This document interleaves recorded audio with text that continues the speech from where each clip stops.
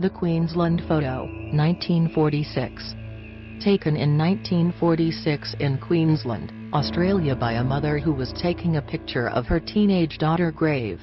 Nobody was in sight at the time, but when the picture was processed, the image of a child appeared, apparently sitting on the grave. The mother does not recognize the child, thereby reducing the possibility that it's a double exposure.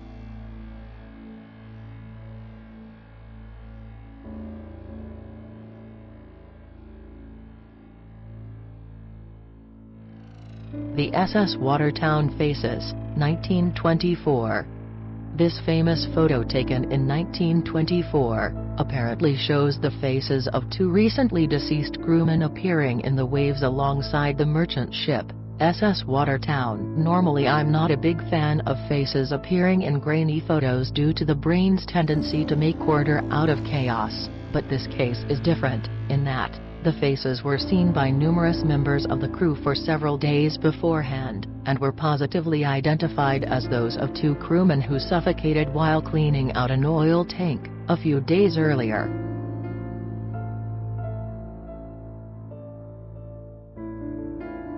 The Wimpfire Apparition, 1995. This famous photo of a young girl looking out from a raging fire was taken during a 1995 structure fire at Town Hall in Shropshire, England. Shot from across the street by a local photographer.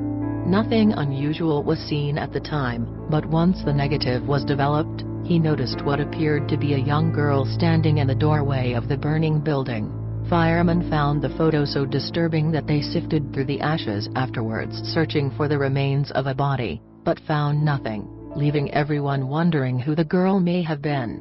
Not surprisingly, there is a bit of local folklore which claims that a young girl named Jane Germ accidentally burned the town hall to the ground in 1677 when she dropped a candle, and her ghost has been reputed to haunt Town Hall ever since.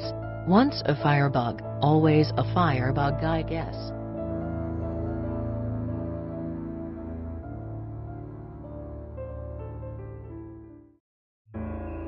Bachelor's Grove Cemetery, 1991. One of those too good to be true photos. This one actually has a pretty good pedigree, because it was shot by a professional paranormal investigator. The picture was taken at the Bachelor's Grove Cemetery in Illinois, by the Ghost Research Society on August 10, 1991. Photographer Mari Huff was using high-speed monochromatic film in the area, where their equipment had detected several electromagnetic anomalies, complete in a burial shroud of the era, sitting on a gravestone. Note that parts of her lower legs appear to be transparent.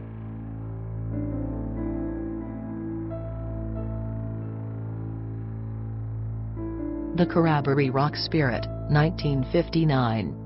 Taken by Reverend R.S. Blondes at Carraberry Rock near Alice Springs, Australia in 1959, this famous photo has been around for many years and defies explanation to this day.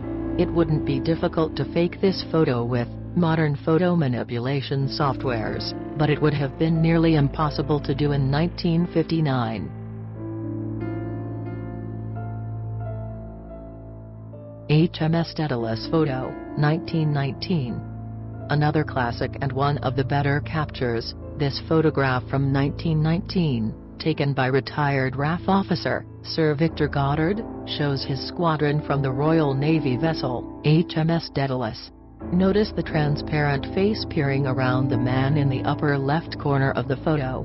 Several men from this squadron identified the face as belonging to mechanic Freddie Jackson, who had been killed 2 days earlier, when he accidentally walked into a spinning propeller blade.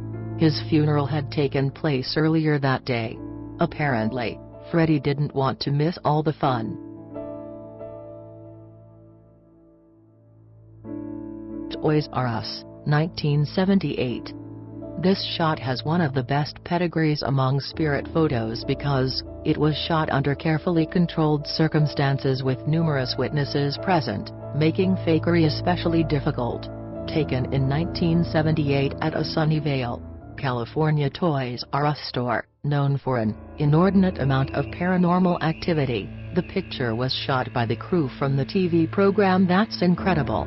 The infrared film image of the young man leaning against the wall was not seen by any of the people present at the time, nor does he appear in the high-speed footage shot from the same vantage point at the same time. There's a story that in 1869 a young man died at the location where the store now stands from an accidentally self-inflicted axe wound, which might explain his unusual clothing.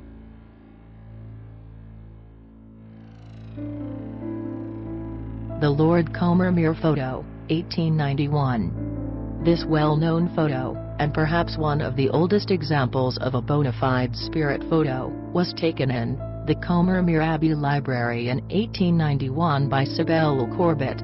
The exposure length was approximately 1 hour, and the figure of a man appears to be sitting in the armchair, located in the foreground. At the time this photograph was being taken, Lord Combermere was being buried 4 miles away, and the house was said to have been locked and empty at the time. Those who knew Lord Combermere claimed the figure looks exactly like the man, so we have to wonder if the old gentleman wasn't simply just visiting his old haunt one last time.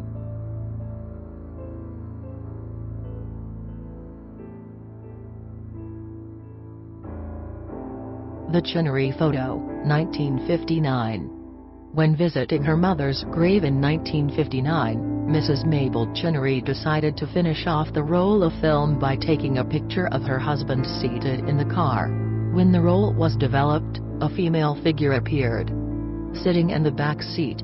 Mrs. Chinnery and several family members insist that the female figure is that of her mother, who appears to have taken her customary place in the back seat and is patiently waiting to be driven home. A photographic expert examined the print and declared it to be neither a reflection nor a double exposure. Notice that Mom appears to be a pretty solid ghost, with no hint of transparency or light from the rear windows shining through her. Even her glasses appear to reflect light.